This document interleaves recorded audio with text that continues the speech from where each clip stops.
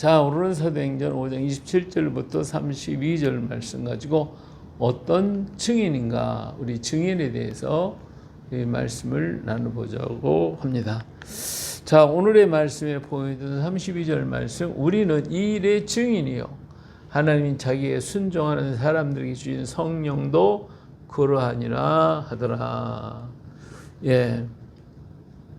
우리 초대교회에 놀라운 일들이 계속 일어나고 있었습니다. 성령 충만 받고 난 다음에 베드로가 백성들 앞에 나아가 설교를 하고 해서 3,000명이 회개하고 돌아오는가 하면 그들을 통한 치유의 역사가 여기저기에서 일어나기 시작을 했습니다.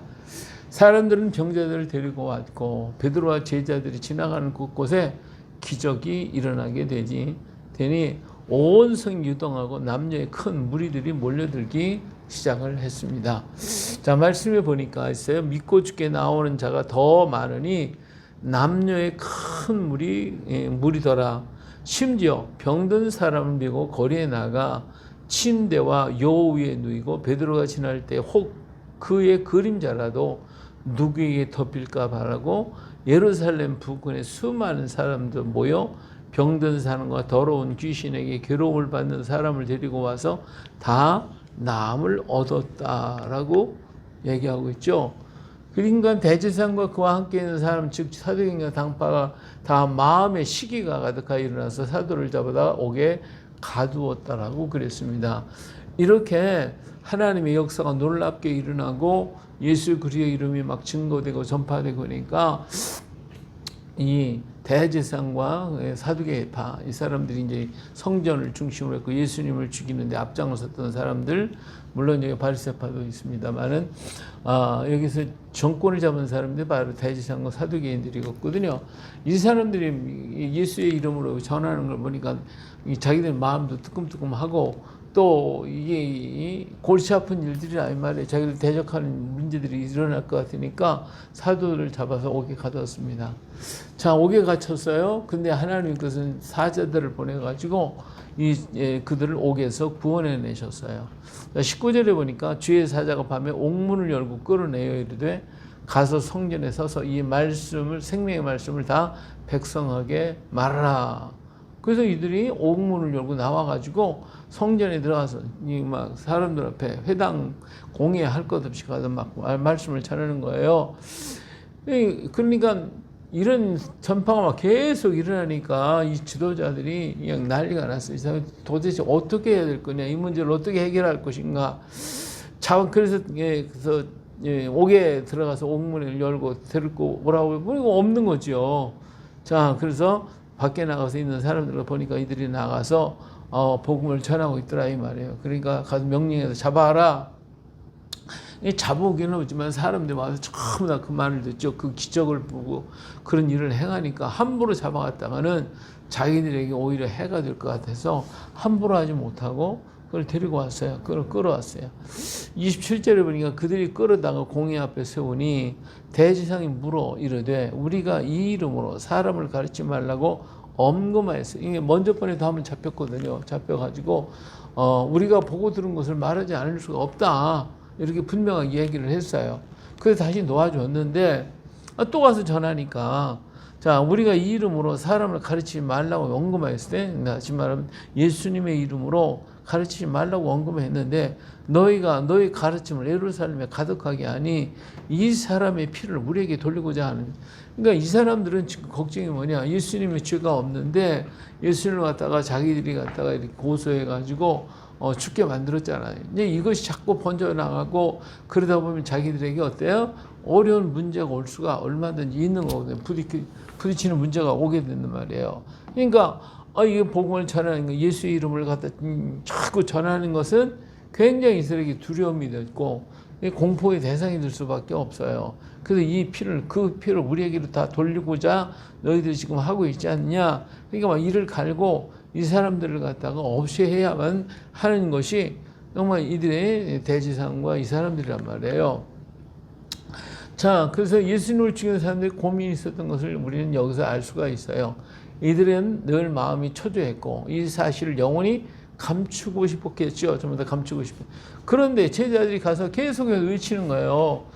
또 보면 예수님이 행하던 일을 그들이 나가서 막 그대로 이루고 있으니까 이거 막 예수님 때문에 예수님이 하던 그 일이 생각나게 되고 그 일을 이루니까 이들은 몸이 다를 수밖에 없죠. 어떻게 하든 저들을 예수님의 이름을 부르지 못하게 하고 가서 외치지 전하지 못하도록 만들려고 막으려고 하는 것은 당연한 거예요. 하지만 제자들은 어때요? 이에 순복하지 않고 담대히 뭐라고 그랬어요? 베드로 사도가 대답을 이르되 사람보다 하나님께 순종하는 것이 마땅하지 않냐 하면서 오히려 그들에게 말을 하지 말라 해도 내가 하나님께 순종하는 것이 옳다 이렇게 하면서 강하고 담대하게 전하는 것을 볼 수가 있어요. 자, 이들은 죽음을 두려워하지 않고 걱정하지 않고 어떤 핍박이나 어떤 어려움을 당한다 할지라도 조금도 두려워하지 않냐고 분명하게 이 일에 증인이 되겠다라고 얘기를 하는 것입니다. 그럼 이들이 이렇게 어려움과 고난을 겪을 것을 각오하면서도 복음, 이 증인이 되어야 한다고 하는 그 이유가 뭘까? 뭐 때문에 이렇게 전한다고 그랬을까라고 하는 것을 오늘 말씀을 통해서 볼 수가 있습니다. 자, 우리 30절에 보니까 뭐라고 그랬어요? 너희가 나무에 달아 죽인 예수를 우리 조상의 하나님이 살리시고 이스라엘에게 회개함과 제사함을 주시려 그들을 오른손을 높이사 임금과 구주로 삼으셨느니라. 우리는 이 일의 증인이다. 그렇죠? 하나님이 자기가 순종하는 사람에게 주신 성령도 그러다. 그러니까 우리는 이걸 보고 들었고 이 일을 우리는 전해야 할 증인인데 성령께서 우리에게 가르쳐 주셨다. 그렇게 증인이 되라고. 그래서 우리는 전하지 않을 수가 없다. 그래서 제자들은 자기들이 생명을 내고 이 말씀 하나님께로부터 받은 이 말씀을 전하는데 전력을 다했다라고 하는 것을 알 수가 있습니다. 자, 그래서 이 제자들은 분명히 뭘 했어요? 여기에 전해진 내용을 그들은 분명히 전해야 되겠다. 그리고 이 일이 자신들의 생명을 바칠 수 있을 만한 그러한 놀라운 역사라고 하는 이것을 분명하게 알고 있는 거예요. 그렇다고 하면 오늘 우리가 증인된 우리들이 어떤 것을 가르치고 어떤 것을 전할 것인가. 여기서 이 말씀을 통하여 우리 한번 깊이 생각하고 우리도 그러한 증인이 되어야 되지 않겠는가라고 하는 것입니다. 제일 먼저 우리는 다시 사셨다라고 하는 걸 분명하게 증거했다라고 하는 것입니다. 자, 30절에 너희가 나무에 달아 죽인 예수를 우리 조상의 하나님이 살리셨다 이렇게 증언을 했어요. 제자들의 생명을 걸고 외치고 싶었던 것은 첫째로 뭐예요? 부활이었다. 하나님이 역사하시고 실제적인 사건이 일어났다. 예수님 부활하셨다. 이것은 실제적인 사건이다. 너희도 알고 있지 않냐? 라고 하는 것을 전하는 것입니다. 사람들은 숨기려고 하지만 숨길 수 없는 사실이에요. 그것은 예수님이 다시 살아나셨고 너희가 믿고 있는 그 하나님이 살리셨다라고 외치는 거예요. 다시 보면 그들이 하나님을 자기들 섬기고 있잖아요. 근데 그 하나님이 너희가 죽인 예수를 지금 살려놓으신 거 아니냐? 너희도 알고 있지 않냐? 이렇게 아주 담대하게 외치는 것이죠. 그렇기 때문에 그 당시에도 이렇게 외쳤다면 지금도 우리는 변함없이 예수님은 살아나셨다. 누가 하나님이 살리셨다. 라고 우리는 외쳐야 한다는 것입니다. 이 부활은 기독교의 생명이에요. 부활이 없는 기독교는 죽은 종교에 불과할 뿐이에요. 하지만 부활로 생명의 역사가 일어난 것이지 부활을 믿지 않는 자들에게는 하나님의 구원이 없어요. 그렇기 때문에 이 부활의 역사는 놀라운 생명의 역사, 우리 기독교의 생명이고 또 부활은 기독교의 중심이 되는 것입니다.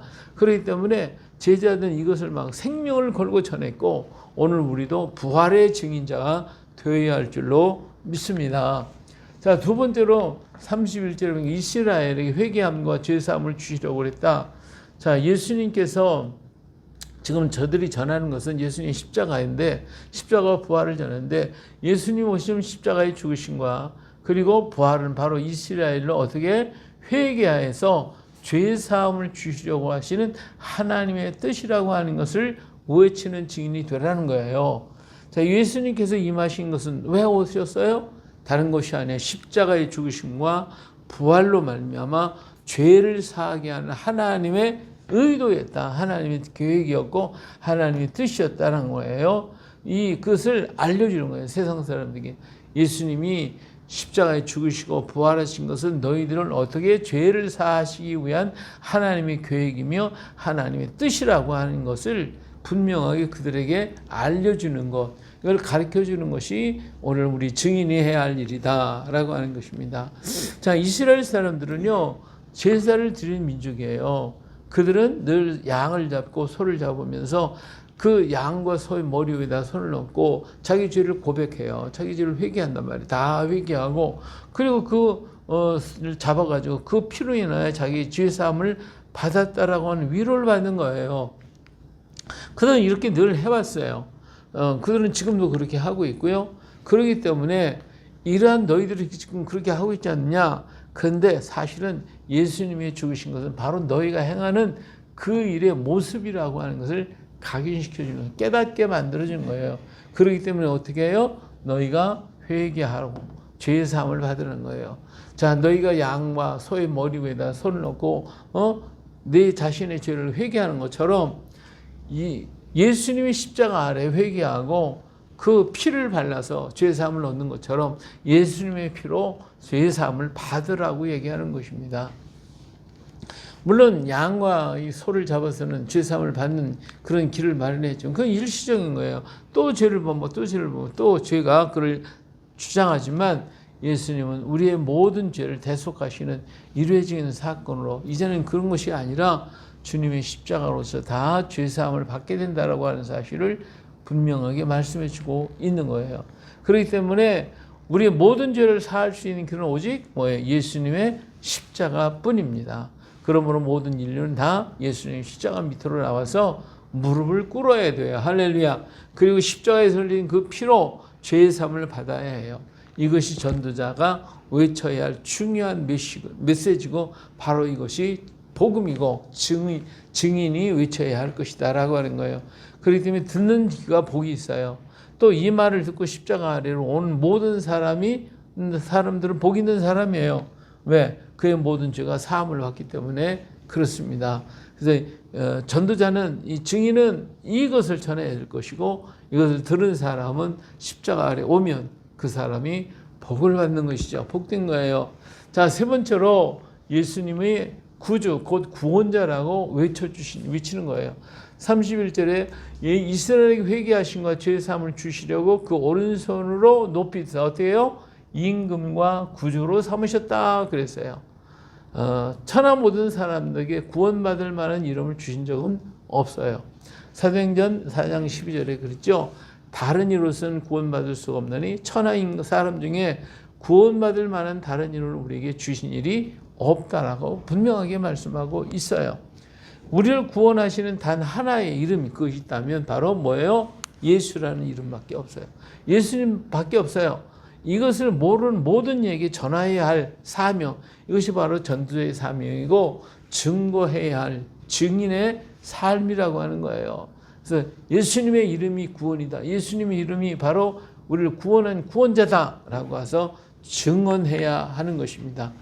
자, 로마서 10장 13절을 보겠어요. 누구든지 다시 예수의 이름을 부르는 자는 구원을 받으리라고 분명히 말씀하고 있어요. 근데 이 이름은요, 예수님 오시기 전부터 전해온 거예요.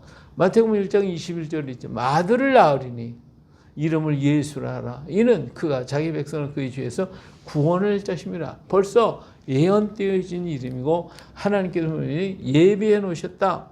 그런가 하면 그보다 더 오래전에 요엘 선지자 2장 32절에 누구든지 여호와의 이름을 부르는 자는 구원을 얻으리니, 여기서 여호와의 이름은 곧 예수 그리스도를 가르쳐주고 있어요. 이렇게 예수님의 이름은 오시기 전부터 이미 예언되었고 하나님이 예비하셨던 그 이름이고 그 이름이 우리를 구원할 수 있고 그가 우리의 구원자예요. 우리의 왕이시라고 하는 것을 알 수가 있습니다.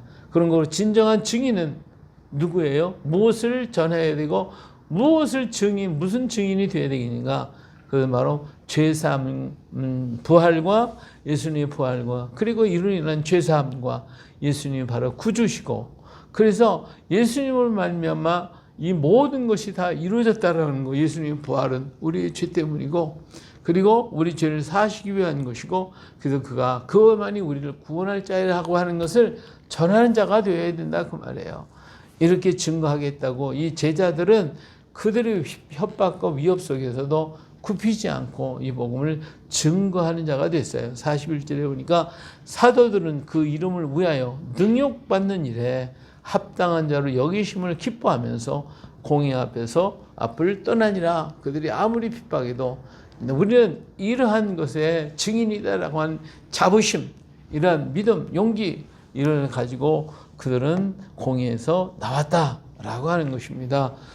그렇다면 오늘 우리는 어떤 증인이 되겠어요? 바로 사도들이 외쳤던 그 증거, 예수님 부활하셨습니다. 분명히 전하고 예수님 십자가와 부활로 인하여 오늘 우리는 죄사함을 받고 하나님의 자녀가 됐습니다라고 하는 외침, 그리고 예수님만이 우리의 구주이십니다라고 하고 외치고 전하는 그런 바른 증인, 그런 확실한 일꾼이 되어줄 수 있기를 주의 이름으로 축복합니다.